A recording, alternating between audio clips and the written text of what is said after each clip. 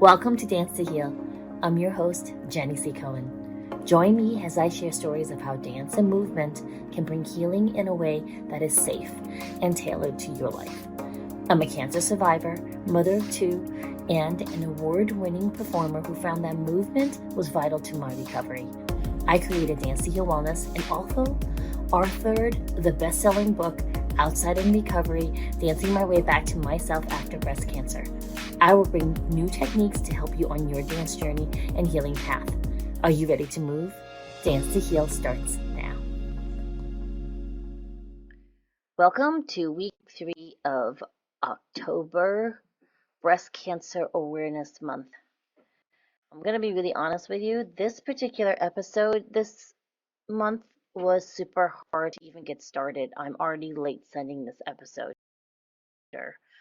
Why? Because when I planned out this month's episodes, this episode was to speak on how to get through treatment. So, trigger warning, if you don't want to know how hard it really is, you might want to bypass this episode. It's not pretty. It's not. I'm not going to sugarcoat it. I'm not going to go into graphic details or explicit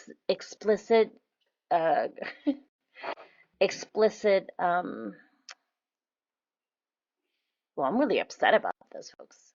It was really hard. No one ever tells you that. They tell you, or we just don't talk about it because nobody wants to hear. It's under this realm of complaining for some reason, and it's not. It's not complaining. To be really honest about how hard it is, no matter how much you read or how many people you might have walked through the process, when you're personally going through it, it's indescribable. But I'm going to try and share it with you, and for those of you who actually want to know, right? And for those of you who have gotten a positive treatment, I want to share with you from one sister to someone, and you could be my brother who's going through this, right? Because men also get breast cancer. I want to show you some tips on what I did, and I wish I had known before I was in the middle of it.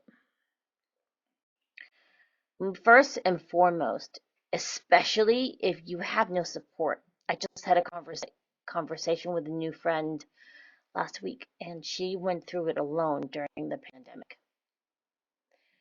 And I still think that it is possible to do this particular tip number 1. I know it's possible for you. I'm going to envision this for you. Okay? So picture yourself as one dot. You're a circle, a little dot, like a chocolate chip. And then put a circle around yourself. That's your first layer of support. For me, that was my husband and my children to the best of their abilities. They were 14. They were really overwhelmed. They did what they could, especially when I started to deteriorate and I would go into chemo rages. Because that's a thing, by the way, chemo rages. You might want to look up that one. It gets to a point where the chemotherapy, which they've injected into our veins, it starts to infiltrate into your brain. And you're not super emotionally stable. Yeah, they had to put up with my chemo rages. I know you think I look really cute. I'm quite scary. I was really quite scary when I'm in a rage. Back to the circles. So your chocolate chips surrounded by your first layer of support. Put another circle outside of that. That is anyone outside of your immediate family. Those are friends, extended family. Put another circle outside of that. So now you kind of look like a bullseye with a chocolate chip in the middle. That third ring is everybody else. All right? So here we go. If you're the one going through treatment or about to start, you're the chocolate chip and you're allowed to dump out to the first circle encircling you. Notice you're not in any contact with the outer circles. You're not expected to. You're in a fight for your life. Real talk. You're in a fight for your life. You're not expected to deal with the other circles. That first circle around you, they're your first layer of support. That's what I want you to envision for yourself. Second layer, the extended family and friends. That first circle around you, they don't dump into you, they dump out in the other circle, and so forth. Does that make sense? So you're the chocolate chip, you're allowed to dump out into that first circle surrounding you. They're allowed to dump out into the other circle of extended family and friends. Those people are then allowed to dump out into the other people, everybody else. Did you hear what I said? Everyone who's outside of a circle, please don't dump on the inside of the people. Otherwise, no one can help the person inside who's the chocolate chip. Example, if you were sharing a story with someone or letting someone know you have this diagnosis, and they cannot dump on you, they're on the outside circle. There were times I would be telling a friend, or I would see a friend who knew I had just been diagnosed, and they would start crying and looking at me as if I was dead or on my way out the door. And that wasn't the case. That wasn't the case. The doctor said to me it was going to be a battle, and they were giving me a good prognosis. I was expected to live. It wasn't going to be pretty at the end of it. They left out that detail. But they said to me, we feel we have a strong prognosis for you, which is why I went into the Western form, the modern science, the chemotherapy, the surgery, the radiation, another additional year of another type of treatment. They said I was in chemo, yet the nurses were still gowned up like it was chemo, okay? So it was pretty intensive treatment. I needed friends who could support me, around me, instead of seeking solace from me. If you're an extended family or friends, please don't do that to the person going through the treatment. Oh, cat fight. See, this is how I feel about it too.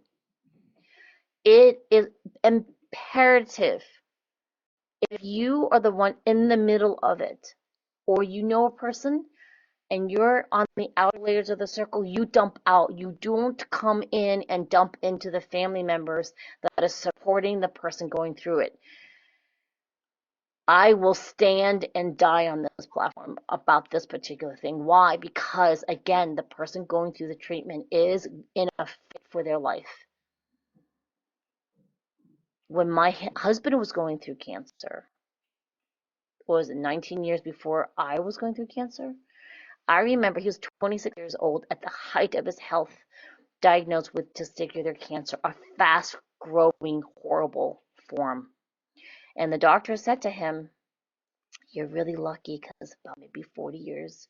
If you were born 40 years earlier, we would have nothing for you. We would ask you to put your affairs in order. And I remember the nurses saying to us very clearly, these amazing nurses in Long Island, I've right now shut out the memory of the name. Was it Long Island Jewish? The hospital, the nurses were amazing. They said to my husband, we will only make 3 years in. We want to speak with you, Mr. Cohen, about how mindset is going to be the key to you getting through the next 10 cycles of chemotherapy. These were the oncology nurses having a very candid conversation with my husband. I was in the room. They said, we've had patients. They called them patients. Or was it clients? I remember when I was going and working in New York City, we were instructed to call patients clients back then. I think it's gone back to patients now. Mr. Cohen, we've had clients diagnosed with an incurable form of cancer. And yet they would outlive their prognosis by years before they would die, not always from the original diagnosis of cancer.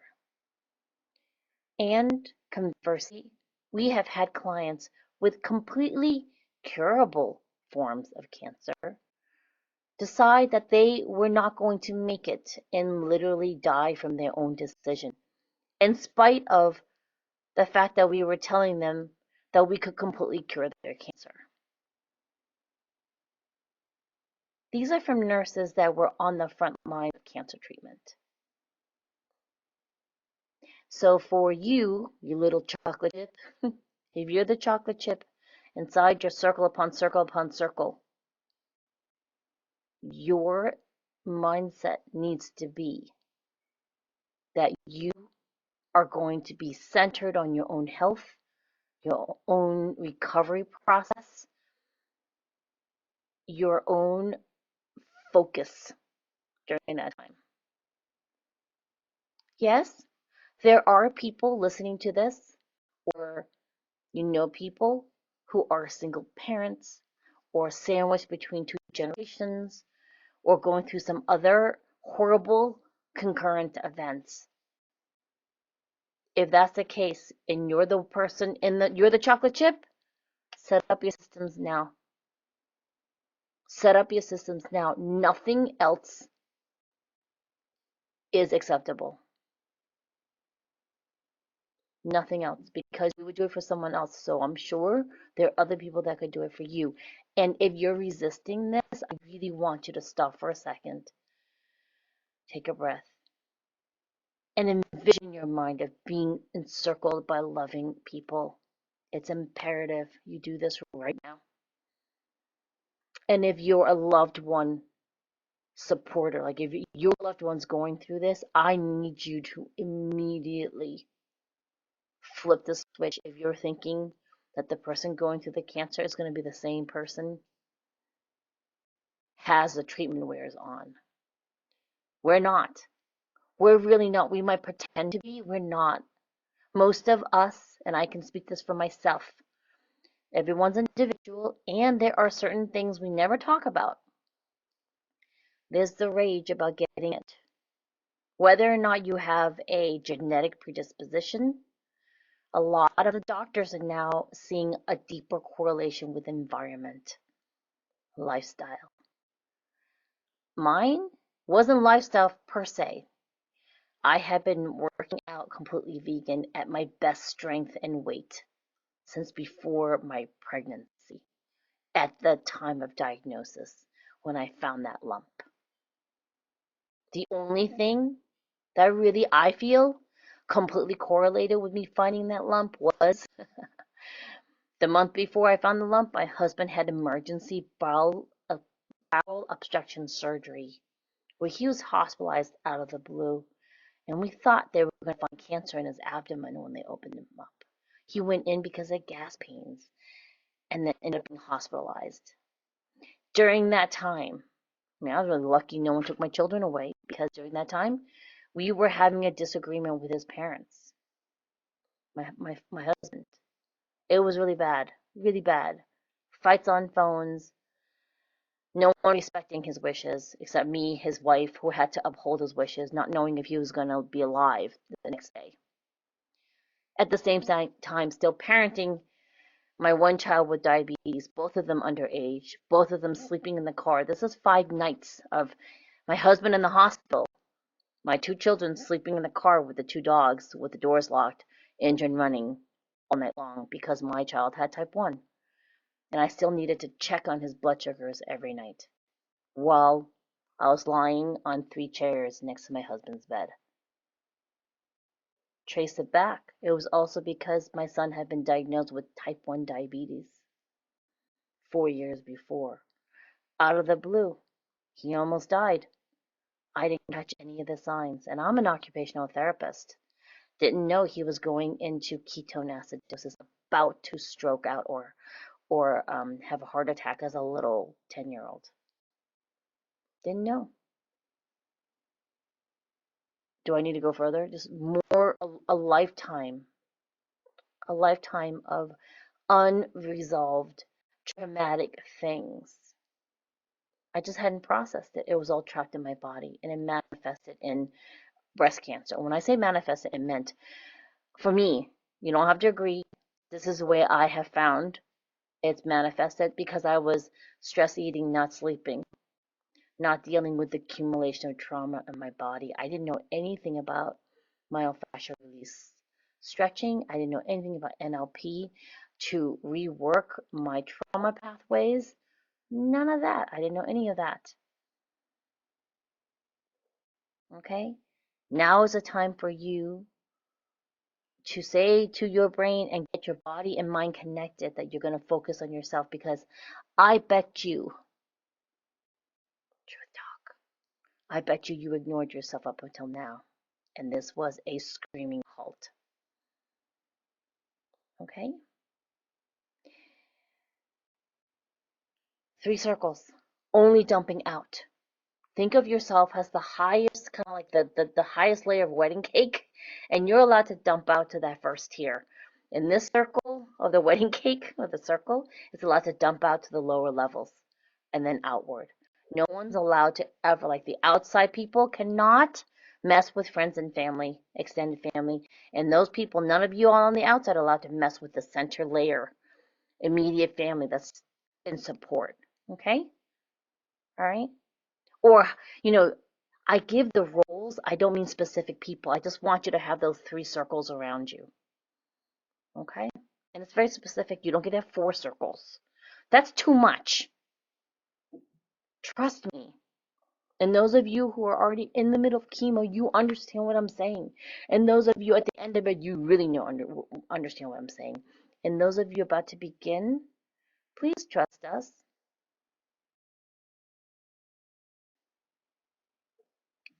All right. Second thing besides your circles, the layering out. Ways to stay healthy. Why do I say that? Before pandemic and COVID and issues with masking, you masking, people around you masking when you're going through chemotherapy was a non-negotiable ask and request. Okay? I don't care what your stance on it is. When you're diagnosed with your breast cancer or any other type of cancer and you're going through active treatment, your immune system literally will be nada from the chemotherapy, radiation, other additional treatments they give you. Seriously, I had to have my chemotherapy delayed because my treatment was almost 10 years ago.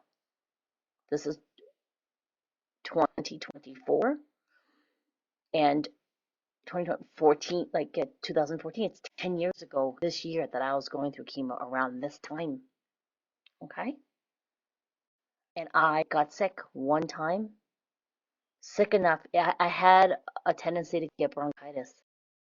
So it escalated into that pretty quickly because I already had no immune system. I had been in chemotherapy since July into now it's October, and I got sick. And my fever shot through the roof. And they had to delay my chemotherapy about 3 weeks. That sucks. Forget about the fact that your body has no immune system, so if you get sick, it's really dangerous for you. I had to delay my treatment, which meant that it extended beyond what it should have. I started chemotherapy end of July. I should have been done by October, and instead it extended. Forget about the additional, I had to do another type of immune system, like immune suppression. It was a protein inhibitor infusion that I started October of the year before, and it went through full year, October to October. They started concurrently with some other parts of my chemotherapy. Either way, none of that I could get until I was well enough, right? And the doctors, My oncologist, amazing oncologist, did not believe me when I said, listen, you just need to give me some antibiotics, steroids, or calm down the asthma. They were very concerned, so they sent me to an infectious disease specialist who confirmed everything I knew about myself already.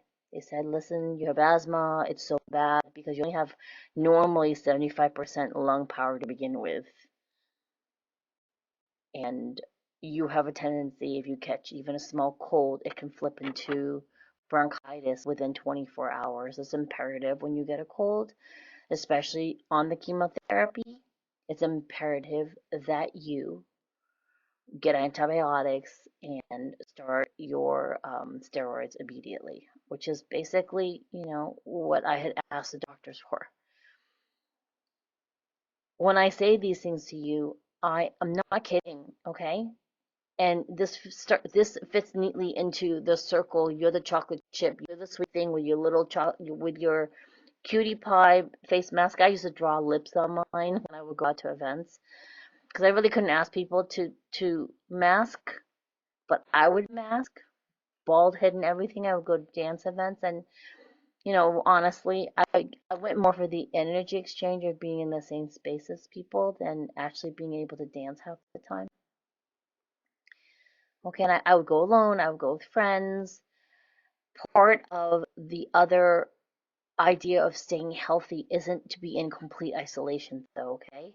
There are some amazing products which I'm going to share with you. I think we'll have my amazing editor maybe flash some pictures of these products I'm going to share with you, has forms of staying healthy. So you're not completely in isolation, if you want to go out and be near people, okay? First of all, your loved ones, make them watch this. Ready? Tell them to come here. Hello, loved one. Please wear a mask around the person who has cancer. I'm not kidding you. It's very irresponsible. This was already a rule prior to the pandemic. You understand me? I'll die on this hill. Okay? Put your darn mask on around someone who's got cancer. Thank you for coming to my TED Talk. Anyways, so those products. We have personal ion type of infusion cloud things that there's a necklace part to it, and then it shoots you. It's called the AirTamer. I don't have any affiliation. Hello, you should make me an affiliate. I wear a personal one. My children wear one. My husband wears one. We still mask on top of it, especially if we're around a lot of people, but we'll each wear an AirTamer. They're very popular in Asia, I believe. We also have small personal air purifiers that have special filters in them.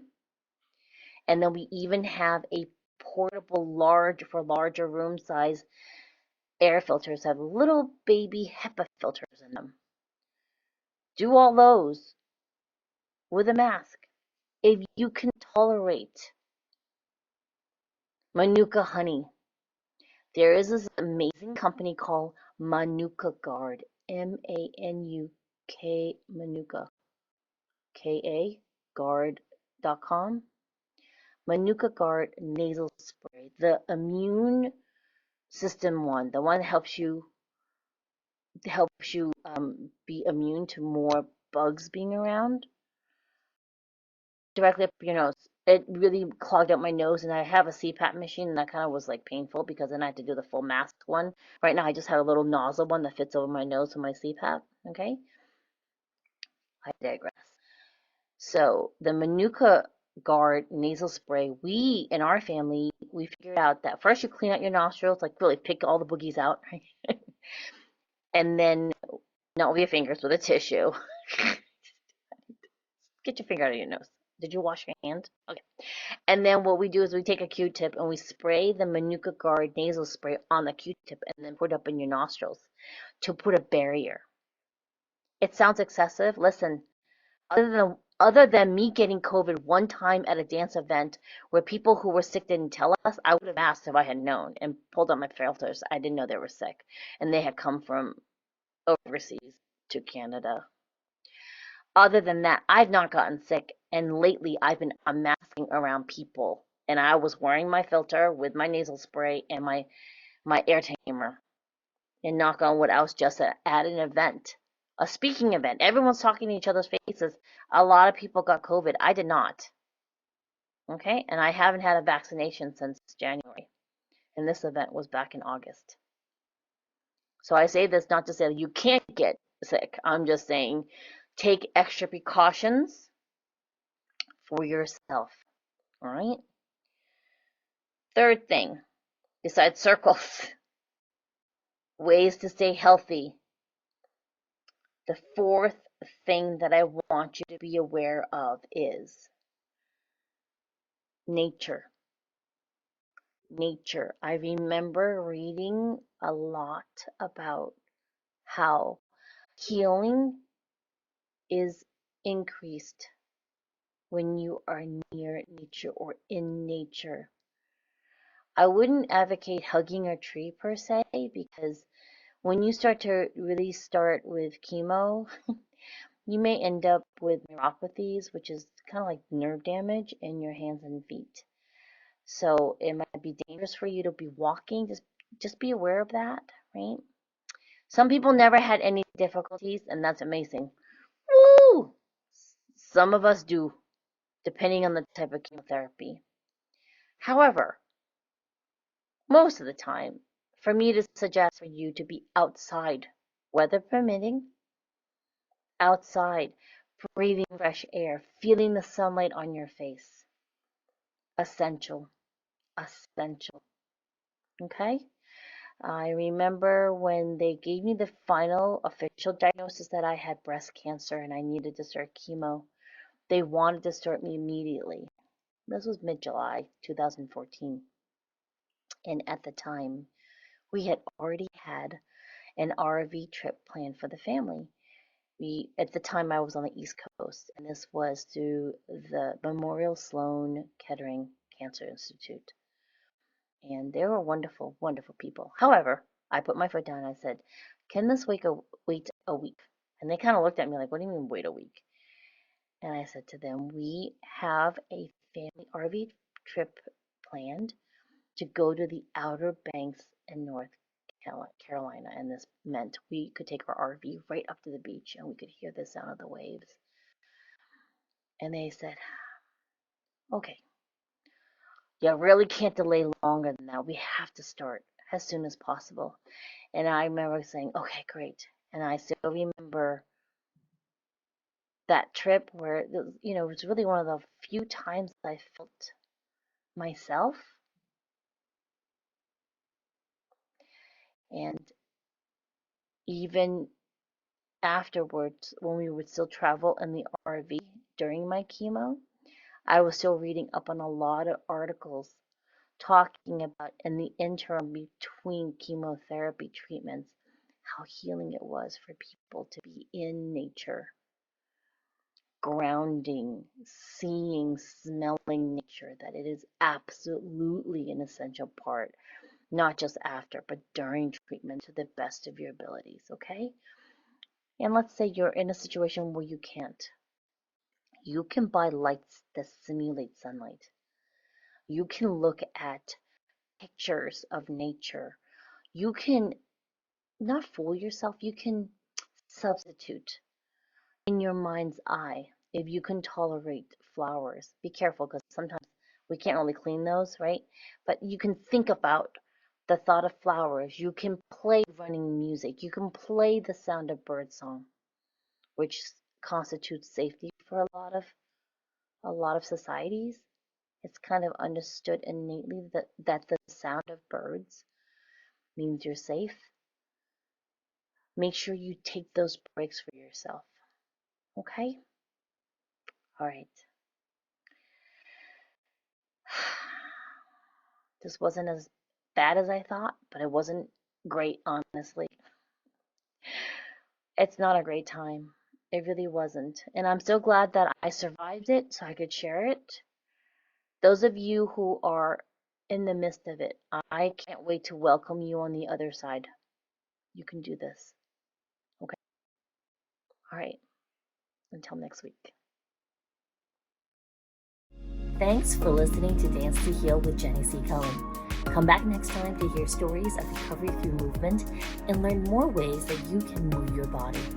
To work with me and continue your journey, visit OutsideInRecovery.com. Are you ready to move?